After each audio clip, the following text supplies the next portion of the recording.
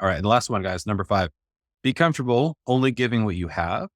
And so things you are thinking about as a young mom or dad, those are the things you want to focus on, the things that take very little prep. You don't want to make this a huge project that not only are you spending time with people, but you're also spending a ton of time preparing for lessons that, and so we talk a lot about that elsewhere in the Life on Life, but exactly how to catalog your trainings. But you really want to be careful in this season with littles to give yourself the total freedom to give those you're discipling and apprenticing things that are really natural to you, that are even that are a big focus point for you in this season of raising, young children. Yeah. So if you're thinking a lot about certain topics, those are the kinds of topics you want to be discipling your apprentices in, and not putting on yourself the additional burden of saying, I need to be everything for them. I need to come up with these, amazing lessons that are things I don't really practice or I'm really wrestling with, but I just want to give them what they want or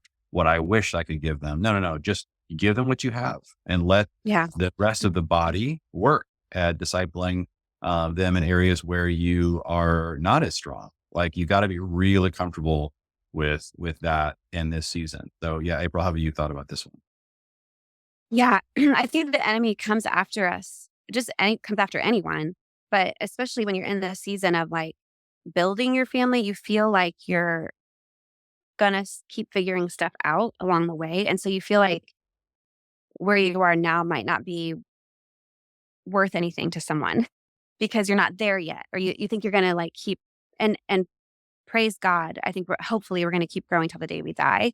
And we keep learning new things. God is big and he's multifaceted and there's so much about him to learn. So, but I think that if we listen to the enemy, he can really squash us and into thinking that we have nothing to offer. And it's very, very important to remember to give God glory for what he's done. So a lot of the way I think about it is like, and there are things that he has either gifted me with or shown me or allowed me to experience that can really minister to other people.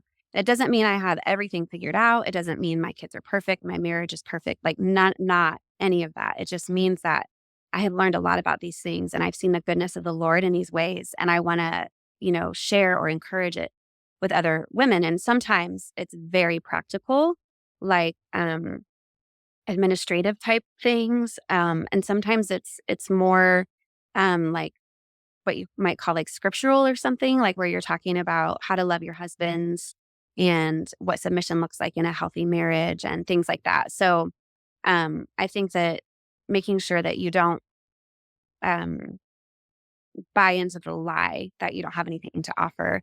And at the same time, the lie can tell you that you should offer everything to someone. So I think if we're living in a kind of like a ecosystem of this idea of like discipleship every year, like this 4 months for that person, this 4 months for that person, this 4 or 5 months for that person.